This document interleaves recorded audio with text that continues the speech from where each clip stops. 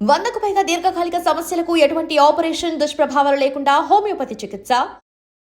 ఈ మధ్య కాలంలో వయసుతో సంబంధం లేకుండా హృదయ సంబంధిత సమస్యలు, హార్ట్ అటాక్స్ అనేవి ఎక్కువగా వస్తున్నాయి. అందులో స్కూల్ పిల్లలు, ఈవెన్ 10th క్లాస్ చదువుకుంటున్నటువంటి పిల్లల్లో కూడా కనిపిస్తున్నాయి. ఒక అబ్జర్వేషన్ ప్రకారం కరోనా తర్వాత ఈ నెంబర్ పెరిగిందని వినిపిస్తుంది. యాక్చువల్గా హృదయ సంబంధిత సమస్యలు, హార్ట్ అటాక్స్ రాకుండా చేయాల్సినటువంటి పనులేంటి, ఏం చెయ్యాలి, ఏం చెయ్యకూడదు, ఆల్టర్నేట్స్ ఏమున్నాయి, మెడిసిన్స్ ఏమున్నాయి, ప్రత్యామ్నాయ పద్ధతులు, సహజ సిద్ధంగా అవలంబించాల్సినటువంటి మెడిసిన్స్, వీటన్నిటి గురించి మాట్లాడుకుందాం. మనతో పాటుగా ఉన్నారు ప్రముఖ doctor and Indian medical council మాజీ సభ్యులు డాక్టర్ సిఎల్ వెంకట్రావు గారు. హలో సార్, నమస్తే. నమస్తే. సో కరోనా తర్వాత విపరీతంగా పెరిగాయనేది, జిమ్లో చనిపోతున్నారు, క్లాస్ రూమ్లో చనిపోతున్నారు, ఎగ్జామ్స్ రాస్తూ చనిపోతున్నారు, ఏజ్ రిలేటెడ్ కాకుండా తయారైపోయింది. యాక్చువల్గా మీ అబ్జర్వేషన్ ఎందుకని ఇంతలా పెరిగింది అంటున్నారు?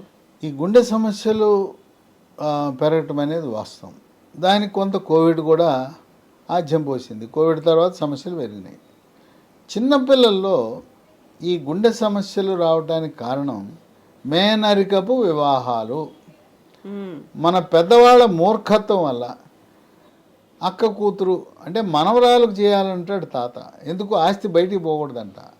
అందుకని ఆస్తి కోసం బలి చేస్తున్నారు. ఎట్టి పరిస్థితుల్లో కూడా అక్క కూతుర్ని, మేనత్త, మేనమామ కూతుర్ని చేసుకోకూడదు. చేసుకుంటే ఇదే గుండె సమస్యలు వస్తాయి. గుండె సమస్యలే కాదు, మెదడు కూడా సరిగ్గా ఎదగదు. పిల్లలకు సరిగ్గా చదువులు రావు, వాళ్ళకి ర్యాంకులు రావు, వాళ్ళని ఎంత రుద్దినా అంతంత మాత్రంగానే ఉంటారు. కనుక ఆస్తి కోసం అని పట్టుకుంటే పిల్లల భవిష్యత్తే నాశనం అయిపోతుంది. కనుక మేనరిక వివాహం చేసుకున్న వాళ్ళు, లేదు తల్లి తండ్రి లేకపోతే ముందు తరాల వాళ్ళ గుండె జబ్బులు వస్తే పిల్లలకి ఈసీజీ పరీక్ష, 2D ఎకో అనేది గుండె పరీక్ష, స్కానింగ్ పరీక్ష చేస్తే కొంతమందికి గుండెలో రంధ్రాలు ఉంటాయి. మేనరికం వాళ్ళకి గుండెలో రంధ్రాలు ఉంటాయి. ఆ గుండె కవాటాల ఏర్పాటులో అనేక రకమైన మార్పులు ఉంటాయి. అవి గమనించకుండా పిల్లలు స్కూల్కి వెళ్ళినప్పుడు, ఆడుకుంటున్నప్పుడు, ఇంకోటి చేస్తున్నప్పుడు అక్కడికక్కడే దేవుడి దగ్గరికి వెళ్ళిపోతారు. కనుక అనుమానం ఉంటే మీరు, లేదు మేనరిక వివాహము, లేదా పిల్లాడు సరిగ్గా ఎదుగుదల లేదు, ఆయాసపడుతున్నాడు. కొంతమంది పిల్లలు వాళ్ళ రంగు, పెదాలు, గోళ్ళు నీలి రంగుకి వచ్చేస్తాయి. ఆ నీలి రంగును వైద్య పరిభాషలో సయనోసిస్ అంటారు. అది సమస్య.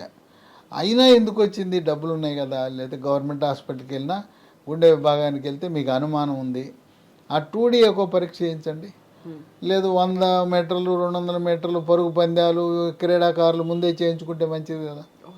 కొంతమంది ఈ సైన్యానికి మిలిటరీ పీరియడ్ అని, లేదా పోలీస్ రిక్రూట్మెంట్కి పరిగెత్తుతుండగా చచ్చిపోతారు. ఆ సైన్యంలో చేరడానికి పీరియడ్కి ముందు, లేదా పరిగెత్తే ముందు, పోలీస్ రిక్రూట్మెంట్ ముందు చేయించుకొని 2D ఎకో పరీక్ష, ఈసీజీ పరీక్ష చేయించుకుంటే తెలిసిపోతుంది కదా. ఇది ఈనాడు ఒక సమస్య అయింది. ఇంకోటి ఏంటంటే ఈ చెడు కొలెస్ట్రాల్ రక్తంలో పెరిగిపోతూ ఉంది. ఈ చెడు కొలెస్ట్రాల్ అనేది జంక్ ఫుడ్, ఫాస్ట్ ఫుడ్ తినటం వల్ల, నూనె పదార్థాలు అధికంగా తినటం వల్ల, ఏపుడు కూరలు, రోస్ట్లు, ఫ్రైలు అధికంగా తినటం, మాంసాహారం మితిమీరి తినటం, ఈ చెడు కొలెస్ట్రాల్ పెరిగిపోతూ ఉంది. చెడు కొలెస్ట్రాల్ని ఎల్డిఎల్ కొలెస్ట్రాల్ అని, బ్యాడ్ కొలెస్ట్రాల్ అంటారు. దీనికి ఇంకో కొలెస్ట్రాల్ ఉంది, దాన్ని హెచ్డిఎల్ కొలెస్ట్రాల్ అంటారు. అది గుడ్ కొలెస్ట్రాల్, మంచి కొలెస్ట్రాల్, అది ఎక్కువ ఉండాలి. కానీ ఈ మొదనష్టపు ఎల్డిఎల్, చెడు కొలెస్ట్రాల్ ఎక్కువగా ఉంటా ఉంది. ఈ రెండింటితో పాటు కొవ్వు ఉంది, దాన్ని ట్రైగ్లిజరైడ్ అంటారు. ఈ ట్రైగ్లిజరైడ్ అధికంగా ఉంటుంది. ఈ ఎల్డిఎల్ అధికంగా ఉండి ట్రైగ్లిజరైడ్ అధికంగా ఉండటం వల్ల గుండె కండరాలకు రక్తము సరఫరా చేసే కరోనరీ ధమనులలో అక్కడికి వెళ్ళి కొవ్వు పేరుకుపోతుంది, బ్లాక్ అయిపోతాయి. అంతా బ్లాక్ అవ్వదు, ఒక లేయర్లా కోటింగ్లా పడుతుంది. ఆ రక్తం వెళ్తుంటుంది కదా, రక్తంలో ప్లేట్లెట్ కణాలు అని ఉంటాయి. అవి వచ్చి ఈ వెన్నపూసలాగా ఉంటుంది కదా, కొవ్వులో చేరుతాయి, చిన్న గడ్డ ఏర్పడుతుంది. ప్లేట్లెట్ కణాలు చేరగానే వీటితో పాటు సవాసం చేసే తెల్ల కణాలు ఉన్నాయి, ఎర్ర కణాలు ఉన్నాయి. ఆహా ఓహో ప్లేట్లెట్ కణాలు అక్కడ కూర్చున్నాయి అని చెప్పి ఈ ఎర్ర కణాలు వచ్చి చేరుతాయి. ఎప్పుడైతే ఎర్ర కణాలు చేరినాయో గడ్డ ఏర్పడిపోతుంది, గడ్డ కట్టేస్తుంది. అప్పటిదాకా కాస్తో కూస్తో ప్రవాహం ఉంటుంది దాంట్లో. ఈ కొవ్వు చేరినప్పుడు కాస్త ప్రవాహం ఉంది, ఈ ప్లేట్లెట్ కణాలు ఎర్ర కణాలు చేరేసరికి మొత్తం మూసుకుపోయింది. మొత్తం మూసుకుపోతే హార్ట్ అటాక్ వస్తుంది. ఈ విధంగా హార్ట్ అటాక్లు అనేవి చాలా సర్వసాధారణం అయిపోయింది. డాక్టర్ గారు, ఈ మధ్యన హెల్త్ కాన్షియస్ ఉన్నారు, ఫుడ్ కాన్షియస్ కూడా ఉన్నారు, ఎక్సర్సైజులు చేస్తున్నారు, జిమ్లు చేస్తున్నారు, వాకింగ్లు అన్నీ ప్రాపర్గా ఉన్నాయి. అయినా కానీ ఎక్సర్సైజ్ చేస్తూ జిమ్లో ఉండి పడిపోతున్న వాళ్ళు ఉన్నారు, హార్ట్ అటాక్తో పోయారని వింటున్నాం న్యూస్. చాలామంది సెలబ్రిటీలు అలా పోయారు. ఎందుకని జరుగుతుంది అలా? ఇప్పుడు ఎక్సర్సైజు వ్యాయామం కూడా మితిమీరి చేయకూడదు, పరిమితంగా చేయాలి. కొంతవరకు పరిమితంగా చేస్తే మనం కాపాడుతుంది, కానీ ఎక్కువ చేస్తే ఈ గుండె కమిలిపోతుంది. అనవసరంగా ఏది కూడా అతి చేయకూడదు. ఇప్పుడు మన చిన్న వయసులోనే ఓ మంత్రి చనిపోయాడు, వైఎస్ఆర్సిపి మంత్రి, ఆయన చనిపోయాడు, మేకపాటి ఆయన. అట్లాగే అక్కడ బెంగళూరులో ఒక ప్రముఖ హీరో పునీత్ రాజ్ కుమార్ వ్యాయామం చేస్తున్నా కూడా చనిపోయాడు. కనుక పరిమితంగా వ్యాయామం చేయాలి. తర్వాత ఆహార నియమాలు చాలా కీలకం. ఇంకోటి ఏంటంటే ఈ గుండెపోటు కొంతమంది గ్యాస్ ట్రబుల్లా ఉంటుంది. ఇది ఎక్కువగా 12 గంటల అర్ధరాత్రి తర్వాత తెల్లవారుజామున వస్తుంది. అప్పుడు పొట్టలో నొప్పి, మంట, ఛాతీలో మంటగా ఉందని చెప్పి ఏదో ఇంట్లో జెలుసులో శుక్రాలో లేదా గ్యాస్ గొట్టాలో వేసుకుంటారు.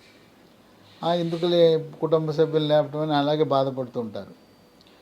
ఈ గుండెపోటు అనేది షుగర్ ఉంటే 5-10 ఏళ్ళు ఉంటే నొప్పి తీవ్రంగా ఉండదు, ఏదో కొద్దిగా అసౌకర్యంలాగా ఉంటుంది. ఈ ఛాతీలో నొప్పితో పాటు ఆయాసం వచ్చినా, చెమటలు పట్టినా అది గుండెపోటే. కనుక గ్యాస్ ట్రబుల్ అనుకుని నిర్లక్ష్యం చేయకూడదు. ఇప్పుడు అర్ధరాత్రి మనకేం వెళ్ళటానికి లేదు, 108 అంబులెన్స్ ఉంది కదా, ఫోన్ చేస్తే వస్తుంది కదా, అది వెళ్ళి ఏదో చిన్న హాస్పిటల్ కాదు, గుండె వైద్య విభాగం ఉన్న పెద్ద హాస్పిటల్కి వెళ్ళాలి. గవర్నమెంట్లో బోధన ఆసుపత్రులు ఉన్నాయి, గవర్నమెంట్ మెడికల్ కాలేజీకి అనుబంధంగా హాస్పిటల్ ఉన్నాయి, లేదు ఆరోగ్యశ్రీ, ఎన్టీఆర్ వైద్య సేవ ఉన్న ప్రైవేట్ హాస్పిటల్ ఉన్నాయి. వెళ్ళటం మీరు చిన్న హాస్పిటల్కి వెళ్ళద్దు. మళ్ళీ ఆయన ఏదో ఈసీ మళ్ళీ కాలయాపన చేసి ఇంకో చోట పో అంటాడు. డైరెక్ట్గా ఒకవేళ 108 అంబులెన్స్ ఆయన తీసుకెళ్ళనంటే మీరే ఏదైనా వాహనం తీసుకుని తీసుకెళ్ళిపోండి. ఆ విధంగా హార్ట్ అటాక్ అనే దాన్ని వెళ్ళగానే ఈసీజీ పరీక్ష చేస్తారు. అయిన తర్వాత కొన్ని రక్త పరీక్షలు చేస్తారు, ట్రోపోనిన్ టీ అనే టెస్ట్ చేస్తారు. అది పాజిటివ్ ఉంటే హార్ట్ అటాక్ ఉన్నాడు. ఈసీజీలో కూడా మార్పులు కనపడతాయి. ఈ విధంగా ఈ రోజున ఎక్కడ చూసినా చిన్న వయసులోనే హార్ట్ అటాక్లు వచ్చి మరణించడం జరుగుతూ ఉంది. కోవిడ్ 2వ వేవ్లో ఆక్సిజన్ తగ్గిన వాళ్ళకి ఈ హార్ట్ అటాక్ వచ్చే అవకాశం ఎక్కువ. కొంతమంది అమాయక ప్రజలు నేను టీకా వేసుకున్నాను, టీకా వల్ల హార్ట్ అటాక్ అని అపోహపడుతున్నారు. కోవిడ్ టీకాల వల్ల ఎట్టి పరిస్థితుల్లో కూడా హార్ట్ అటాక్ రాబోదు. అది కోవిడ్ జబ్బు వచ్చినప్పుడు ఆ జబ్బు వచ్చిన వాళ్ళకి రక్తం చిక్కబడిపోతుంది.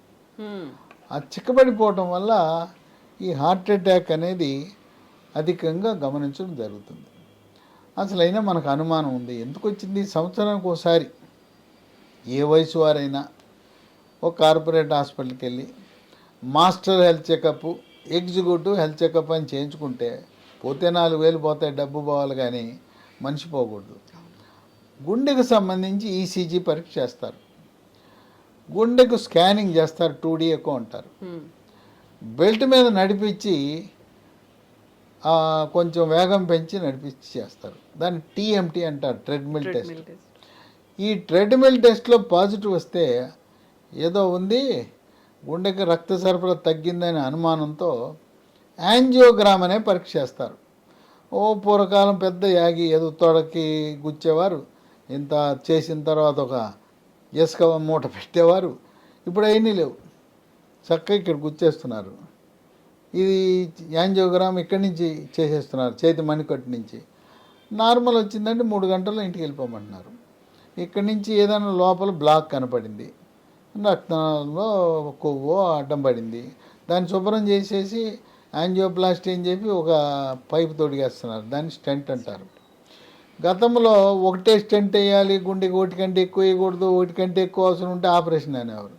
ఇవాళ రోజున 5-6 స్టెంట్లు తొడిగేస్తున్నారు. ఒక్కోసారి 2, ఒక ట్రిప్కి 2 చొప్పున వేస్తున్నారు.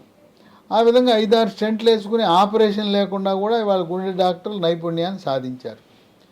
కనుక ఇంతకుముందు ఉన్నట్టుగా ఇప్పుడు ఆపరేషన్ సంఖ్య తగ్గిపోయింది.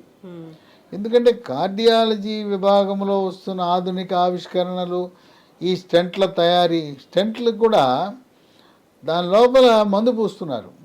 స్టెంట్ లోపల మందు పూసి రోజు కాస్త కూస్తూ మందు విడుదలవుతూ ఉంటుంది. ఆ విధంగా ఈరోజు స్టెంట్లతోనే సరిపోతూ ఉంది. ఈ స్టెంట్లకి తెలంగాణలో ఆరోగ్యశ్రీ, ఆంధ్రప్రదేశ్లో ఎన్టీఆర్ వైద్య సేవ కింద ఉచితంగా తెల్ల కార్డు, రేషన్ కార్డు, ఆరోగ్యశ్రీ ఉన్న వాళ్ళకి ఉచితంగానే జరుగుతూ ఉంది. ఎక్కడో 100కో 1 ఒకరికి మాత్రం బైపాస్ ఆపరేషన్ చేయాలి. కనుక మీకు ఎవరైనా బైపాస్ ఆపరేషన్ అంటే ఇంకొక దగ్గరికి వెళ్ళండి. మీరు గుండె డాక్టర్ దగ్గరికి వెళ్తే ఆయన చేయాలా లేదా అని సెకండ్ ఒపీనియన్ అనేది తీసుకోవటం అవసరం. అసలు మనకి ఈ విలన్ క్రిమినల్ ఈ LDL కొలెస్ట్రాల్, దీని గురించి ఇంకా ప్రజల్లో అవగాహన రాలా. కోడిగుడ్డు తెల్ల సొన పచ్చ సొన కలిపి తినాలి. అందరూ ఏమనుకుంటారంటే పచ్చ సొన తింటే కొలెస్ట్రాల్ వచ్చేస్తుంది, నాకు హాని అనుకుంటారు. కోడిగుడ్డులో పచ్చ సొన వల్ల ఎటువంటి హాని లేదు. చాలా వరకు తీసి పక్కన ఓన్లీ వైట్ మాత్రమే. అవగాహన లేక తెల్ల సొన పచ్చ సొనతో తినండి, ఏమి ఇబ్బంది లేదు. ఈ LDL కొలెస్ట్రాల్ని మనం నియంత్రించుకోవాలంటే రోస్ట్లు, ఫ్రైలు, ఇగురు కూరలు మానేయాలి. జంక్ ఫుడ్, ఫాస్ట్ ఫుడ్ మానేయాలి. ధూమపానము, మద్యపానం పూర్తిగా దూరంగా ఉండాలి. ఈ సిగరెట్, బీడీ అలవాటు ఉన్న వాళ్ళకి ఒక ట్యాబ్లెట్ అందుబాటులోకి వచ్చింది. దాన్ని బూప్రాన్ XL 150 మిల్లీగ్రామ్ ట్యాబ్లెట్ అంటారు. BUPRON XL 150. Sun Pharma company వాళ్ళు తయారు చేస్తారు.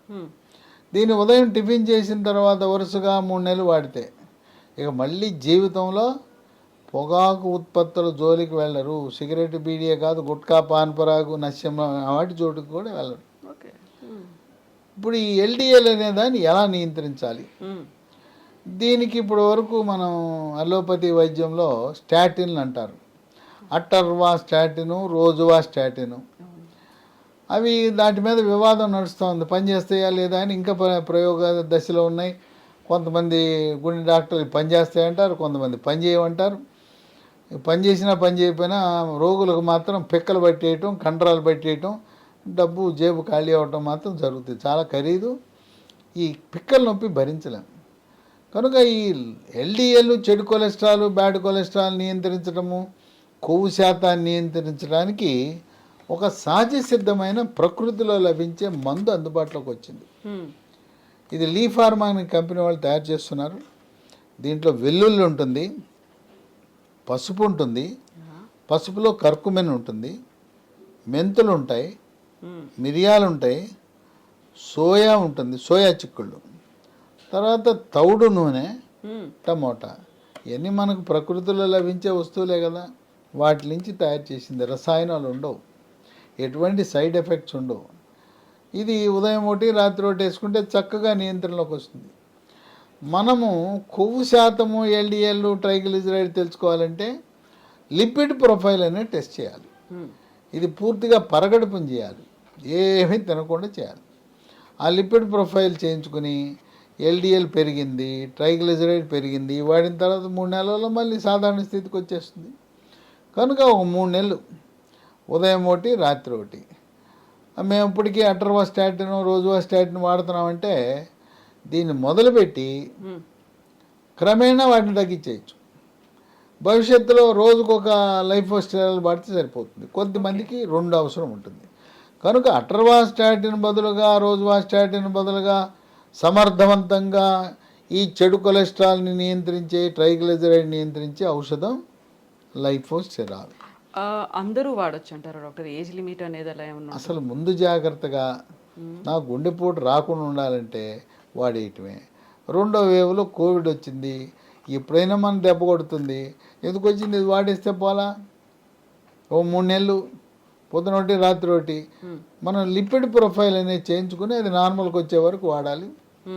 ఇది మనకు అమెజాన్లో లభిస్తుంది లైఫోస్టెరాల్. లేదు కంపెనీ వాళ్ళ వెబ్సైట్లో కూడా ఆర్డర్ పెట్టుకోవచ్చు. www www.leehealthdomain.com. ఇవే కాకుండా మరొక 3 ఫోన్ నంబర్లకు ఫోన్ చేస్తే వాళ్ళు కొరియర్ ద్వారా పంపిస్తారు. 9100107481 9100100748 8977030218 9502897374.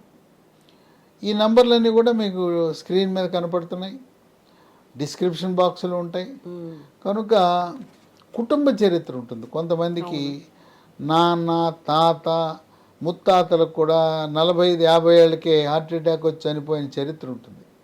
కుటుంబ చరిత్ర ఎవరికైతే చిన్న వయసులో వాళ్ళ వారసులు మాత్రం జాగ్రత్తగా ఉండాలి. దీనివల్ల ఎటువంటి అనర్థం లేదు. ముందు జాగ్రత్తగా వాడుకోవటం మంచిది.